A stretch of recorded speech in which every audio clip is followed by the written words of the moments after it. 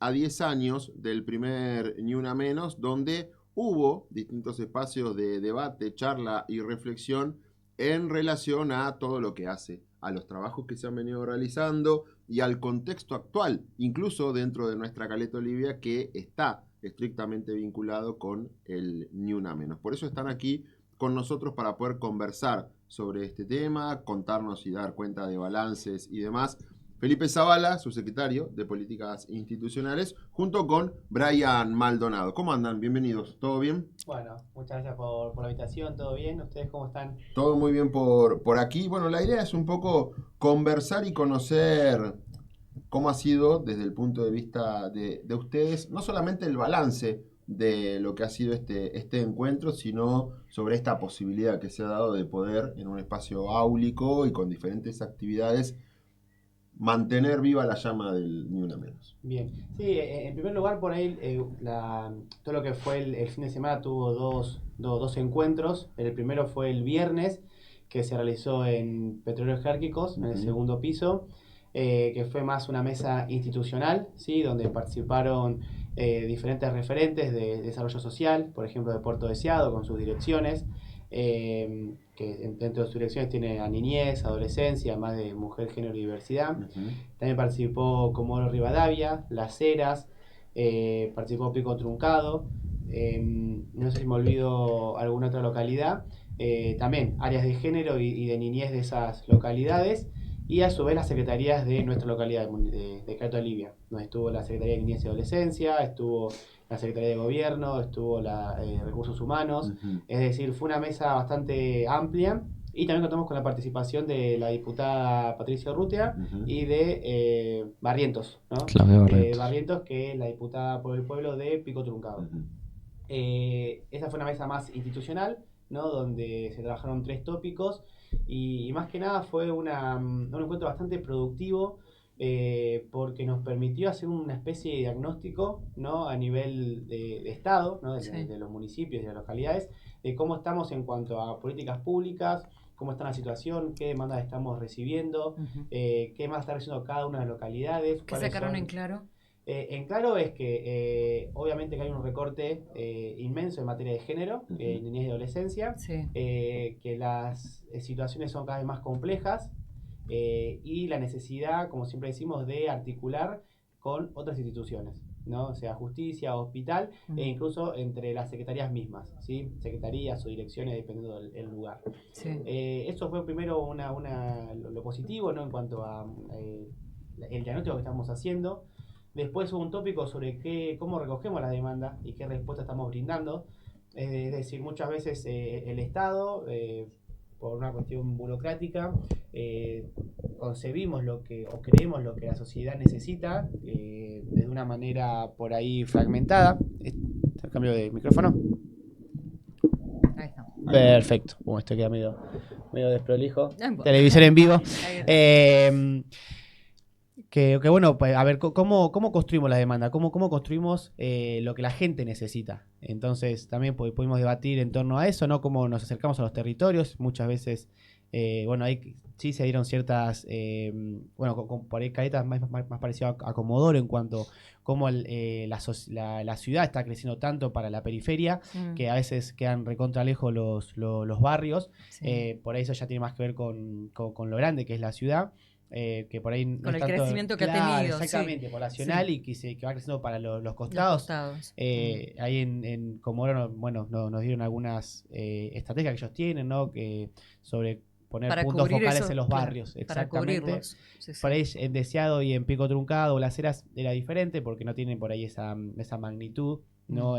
Poblacional. Y bueno, y después cómo desarrollar políticas públicas, ¿no? Ese era como el cierre, generar líneas de acción, líneas de trabajo que vamos a continuar, como cada una de las áreas y en conjunto. Sí. Y bueno, lo que surgió por ahí en el cierre fue la posibilidad, que igual estaba dentro de los planes, la posibilidad de que estos tipos de encuentros sigan avanzando, que no sea una sola vez y ya está, sino que que podamos concretar otro encuentro. La idea es en agosto, si mal no recuerdo, poder ir a Comodoro Rivadavia, que se ofreció como sede, para seguir trabajando y ver cómo se fueron implementando las estrategias que surgieron de la mesa del viernes. Esa fue la primera parte institucional y después sí, el sábado se dio lo que fue en la universidad, en la UNPA Huaco, donde se trabajaron diferentes foros, que la realidad estamos bastante contentos y contentas con la posibilidad de la diversidad de voces, ¿no? Porque hubo voces de la academia, participó por ejemplo el decano, ¿no? Claudio Fernández, de un foro sobre la mujer en las ciencias. También dio un foro Renata Hiller, que ella es doctora en ciencias sociales, si mal no recuerdo. Y después sí, estuvimos con Brian, estuvimos ahí dando un foro un poco más de lo territorial, más del diálogo, más de ver cómo estamos, ¿no? como sociedad. Pero también estuvo una docente de la UNPA, estuvo una docente de una escuela secundaria, Sofía Fernández. Así, y bueno, también tuvo una organización no social, una ONG, las Sí. Socorras. Así que no, la verdad que bastante satisfechos porque bueno, esto se permitió la pluralidad de voces, distintas instituciones, ¿no? de cómo abordan las demandas y también cuál es su balance y los sentimientos en relación a Ni Una Menos. A estos 10 años y también obviamente el nombre de Antonella circuló bastante porque bueno, nos sigue impactando lo que sucedió, nos sigue conmocionando y necesitamos también todo el tiempo nombrarla para ver cómo evitar, ¿no? que las situaciones sigan sucediendo. Sí, además porque tiene una inmediata identificación con la universidad, dado que era estudiante de la licenciatura en enfermería de la carrera con sede en la unidad académica de San Julián, pero obviamente desde los estudiantes, desde lo que es el establecimiento educativo, mucho se ha hablado también de esta cuestión. Ahora, pasando un poco a la conversación de lo que ha sido la participación de ustedes dos junto con otros, Brian, te quiero preguntar por esto de las masculinidades, que fue uno de los puntos que tuvo la charla. Uno siempre referencia que el Ni Una Menos tiene que ver específica o casi exclusivamente con la cuestión feminista.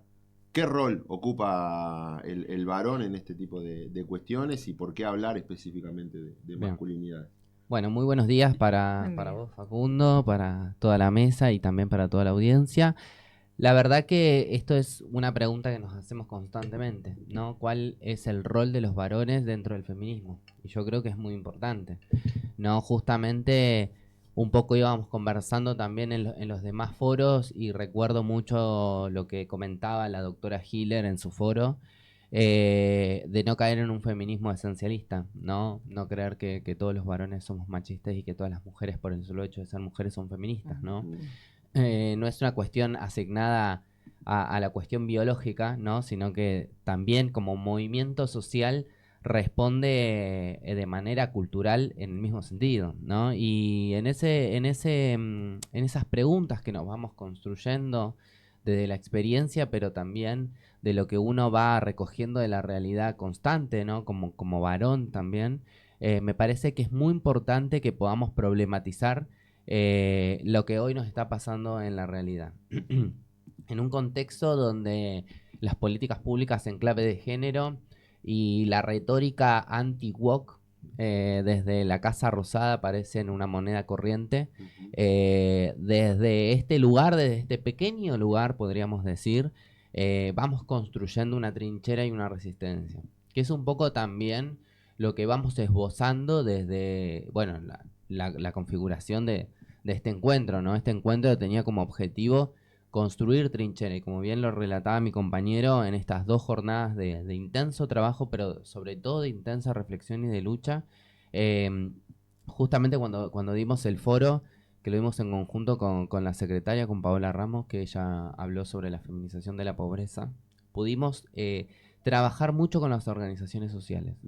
Y eso me pareció un punto principal, ¿no? Romper esa barrera académica de que la universidad solamente es un lugar reducto para unos pocos y pocas, y que las organizaciones sociales se acerquen y que habiten ese espacio y que podamos dialogar en ronda con el mate, podamos encontrar estos micros machismos, ¿no? que muchas veces que que los varones reproducimos y que no dejan de ser reproductores de la violencia simbólica y la desigualdad, ¿no?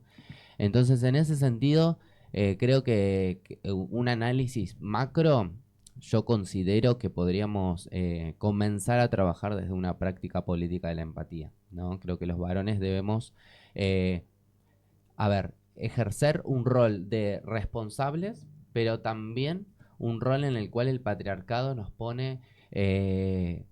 y lo digo y hasta a veces me cuesta decirlo, ¿no? Pero también somos víctimas de un sistema patriarcal, ¿no? Y lo dice incluso Rita Segato, ¿no? Una teórica feminista, que los varones somos víctimas de del patriarcado con todas las cuestiones que nos trae, ¿no? Esto de el varón como proveedor, el varón extirpando todo signo de vulnerabilidad, ¿no? Entonces, bueno, en ese sentido tenemos muchísimo para trabajar y cada vez que nos toca la posibilidad de hablarlo, lo hacemos. Incluso una de las experiencias más gratificantes de la Secretaría es la posibilidad de desarrollar los dispositivos de atención a varones, ¿no? Que es una política pública que se desarrolla acá mi compañero desde la subsecretaría y que tiene como objetivo, ¿no?, trabajar desde una lógica garantista, entendiendo que en un estado punitivo, ¿no?, de enorme coerción, desde acá creemos que podemos encontrar alternativas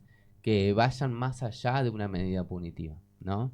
Y en eso tenemos muchísimo para trabajar y para hablar sobre todo. Hoy en esta mesa de trabajo que se realizó el viernes, pudimos dar cuenta de que Caleta es una punta de lanza en ese sentido, que ni siquiera Comodoro, con la infraestructura y la capacidad que tiene un dispositivo de atención a varones o está trabajando en las masculinidades, y eso es algo para destacar, ¿no? Es muy Insisto positivo, de vuelta, en un contexto de enorme regresión en materia de derechos sociales, ¿no? Y me parece que también ahí tenemos otra cuestión más para trabajar, que se va dando también en estas mesas de diálogo y de debate, que es cómo pensamos y cómo ejecutamos además las políticas públicas, ¿no? Y siempre mencionamos sobre los tres nichos, ¿no? Esto de conocer la demanda, de conocer y de problematizarla y de trabajar en red, ¿no? Si no hay mesas multisectoriales, si no hay una heterogeneidad de voces, si no hay mesas heterogéneas, la verdad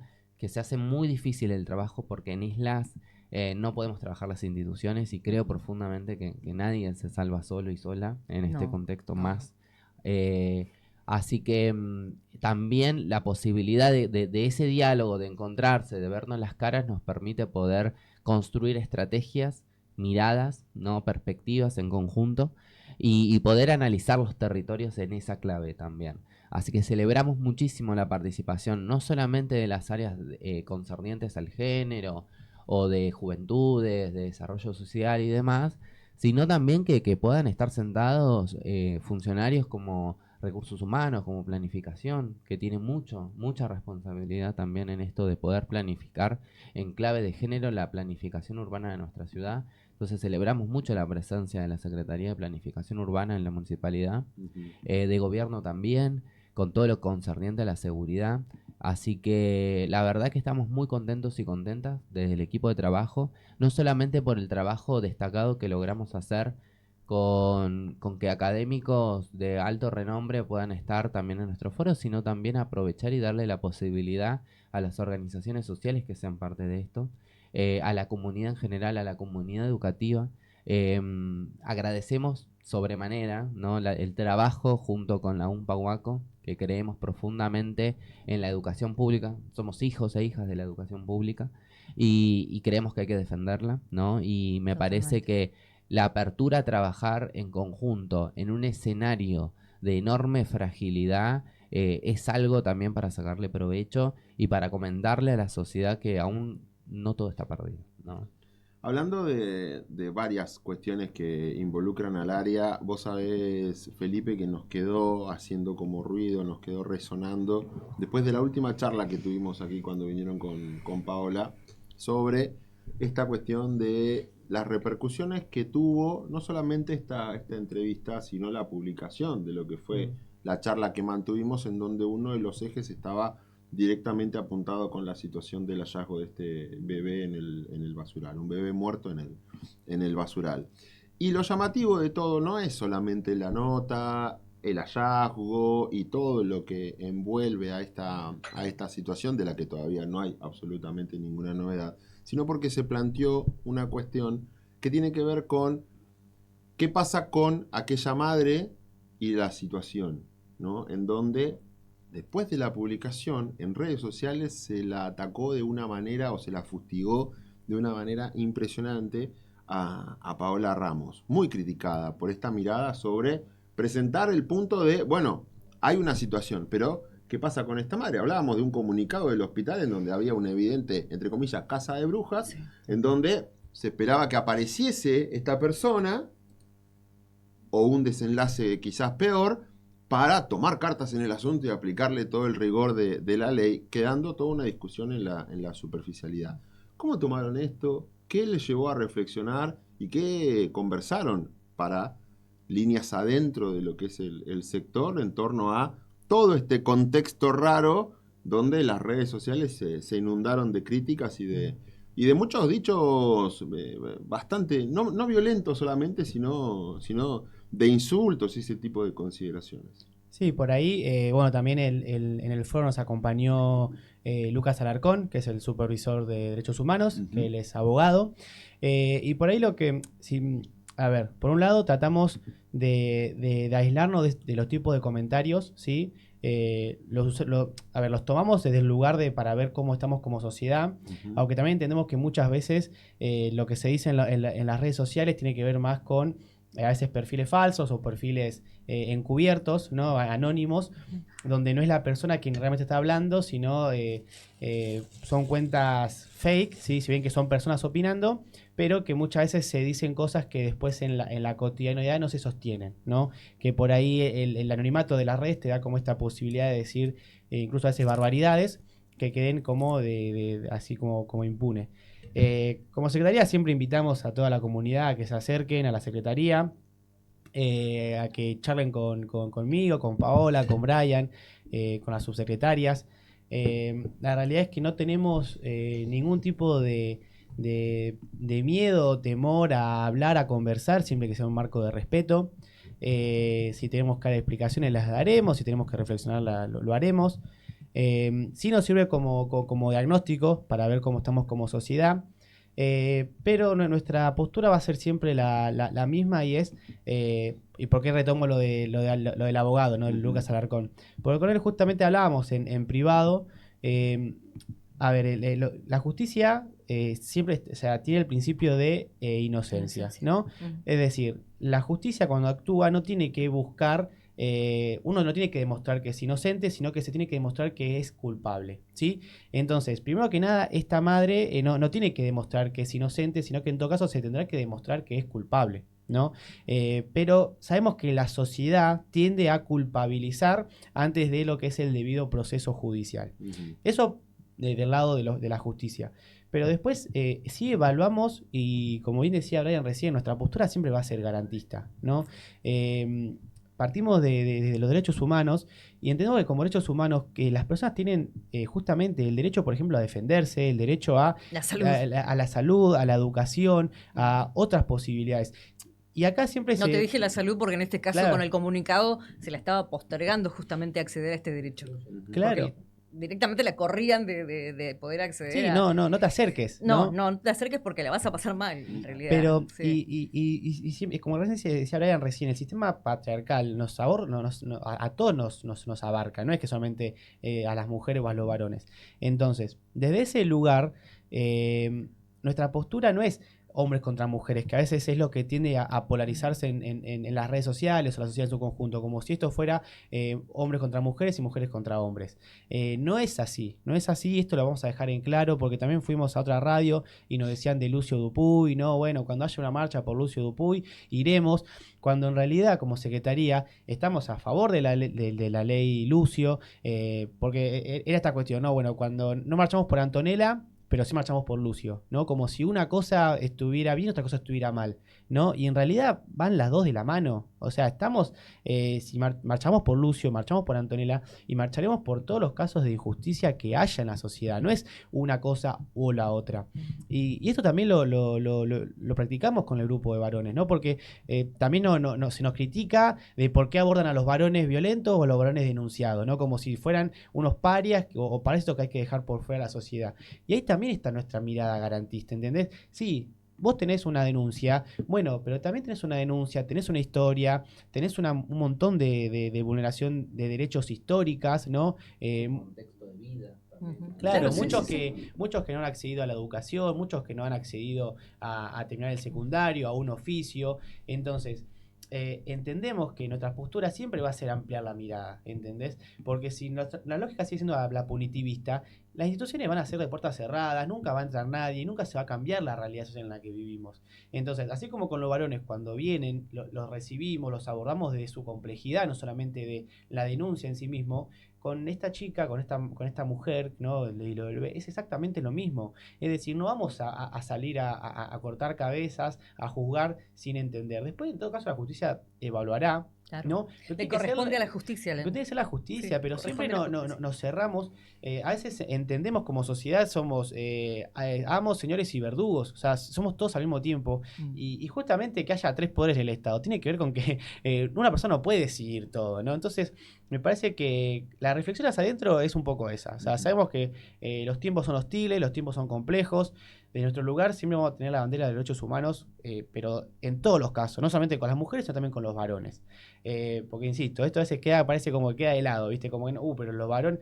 No, los derechos humanos siempre. Aplican a todos. Siempre ampliando la mirada y Sí. siempre entendiendo que hay diferentes. Siempre hay que abrir el abanico, no podemos cerrarnos a una sola idea. Porque si cerramos a una sola idea, y esto en su momento también lo hablamos con Lucas Coya, ¿no?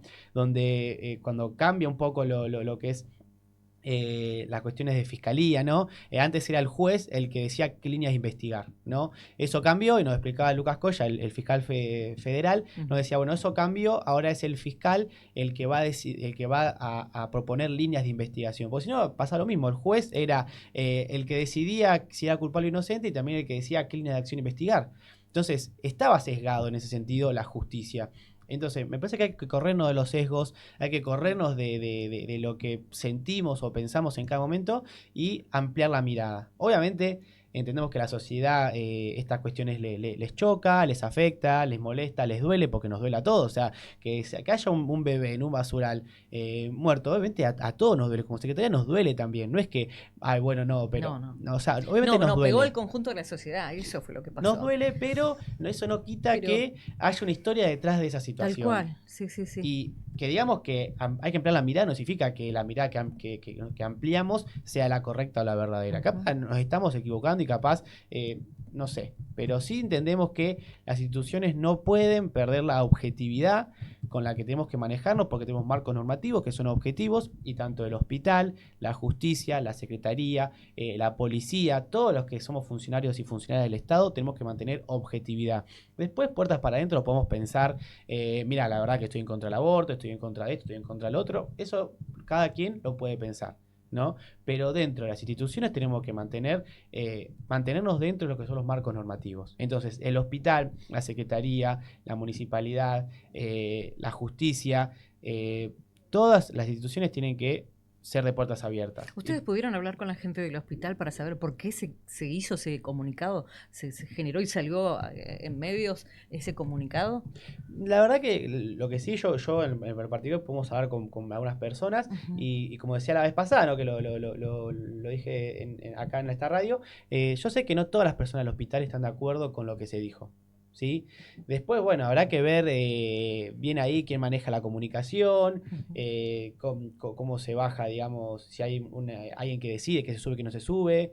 Claro. Entiendo que yo hablo desde el área hospital, del asesoramiento que ustedes pueden llegar a dar justamente para que esto no vuelva a suceder, obviamente. Bueno, justamente en la mesa del viernes iba a participar el hospital, iba a participar la doctora Picasso, que bueno, que al final no pudieron asistir porque entendemos que tuvieron una situación, pero he citado que bueno que participen, obviamente van a estar invitados el hospital, tanto el zonal como el modular, que no pudieron estar, pero que van a estar solamente en próximos encuentros, porque justamente también ahí Es importante hubiese sido capacitarse en esto. importante Sí. que estén para hablar de este tema. Sí. No Sobre se todo pudo. escuchar diferentes campanas, ¿no? Sí, sobre todo para, Es para, para, importante. para ver y entender el comunicado en sí mismo, ¿no? Mm. Que insistimos, no estamos de acuerdo, nos parece gravísimo una institución como el hospital tenga ese comunicado, porque, insistimos, ¿no? Hay personas que no están de acuerdo con lo que se dijo, ¿no? No. Entonces, bueno, eso sí me parece grave, pero y a mí me parece que falta educación, falta capacitación, falta entender Claro.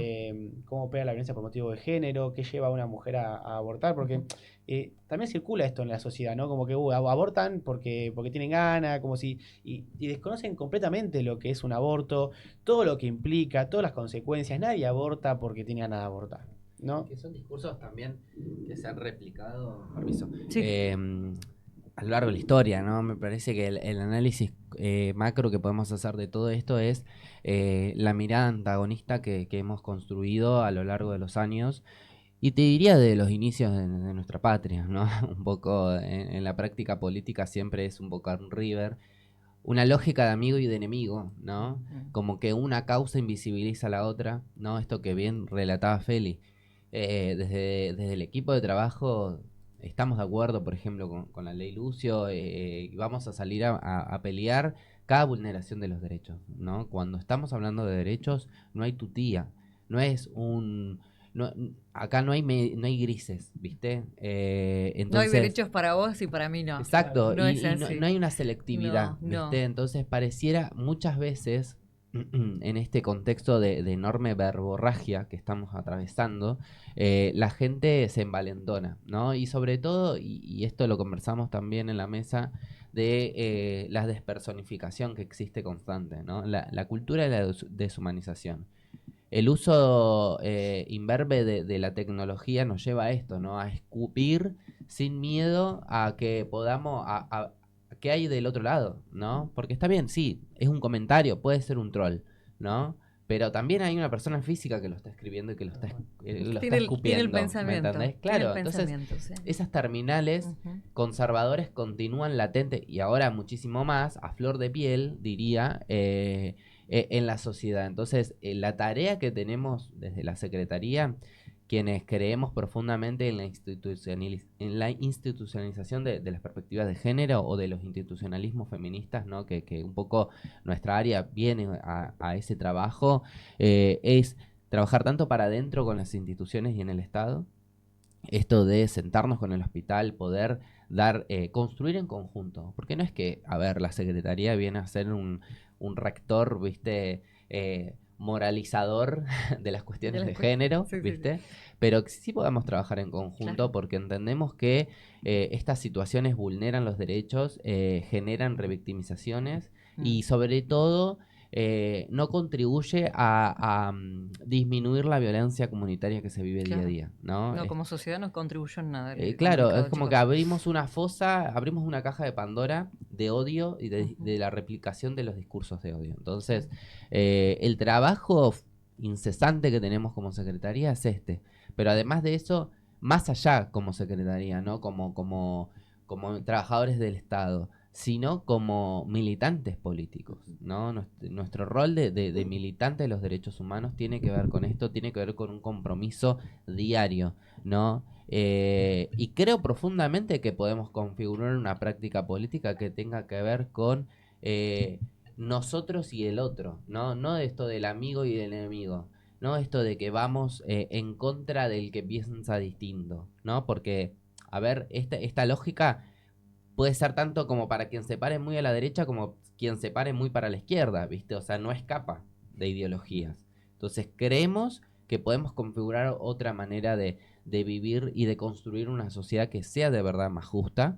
Y en eso me parece que es una batalla, hasta diría cultural, ¿no? Incesante, y que apostamos justamente desde, no sé, un tallercito donde sea, a cuestiones más macro, ¿no? A poder dialogar en una mesa con funcionarios y funcionarias de toda la provincia o de toda la zona norte y poder sacar análisis conjuntos, pero que es un trabajo que necesitamos hacerlo que hoy la sociedad también está muy desesperada, ¿no? Que hay una enorme crisis de representatividad, que eso convulsiona desde un lugar, y que me parece que es una responsabilidad no solamente de los ejecutivos, ¿no? Porque Bien. pareciera que hoy todo se tira a la municipalidad o todas estas cuestiones, bueno, la Pero en secretaría parte para sí. que está. Sí, Pero en obvio. parte sí. Obvio No hay que que, sí. no No, hay que no, obviar uno que hay no escapa al responsabilidades. bulto, ¿no? Ujú. Pero pareciera que solamente con una secretaría de género basta, ¿no? Y la verdad que ojalá fuese así, ¿no? Ojalá el patriarcado terminara con una secretaría, con un ministerio, ¿no? A la altura hemos dado cuenta que no alcanza, pero que hay un trabajo importante para hacerlo todos los días, existe, ¿no? Muchas gracias por ser parte de nuestro programa hoy. Gracias a Queda ustedes. mucho por hacer, chicos. Seguramente. Sí. Felipe Zavala y Brian Maldonado, integrantes de la Subsecretaría de Políticas Institucionales, participando en nuestro programa que ya se encamina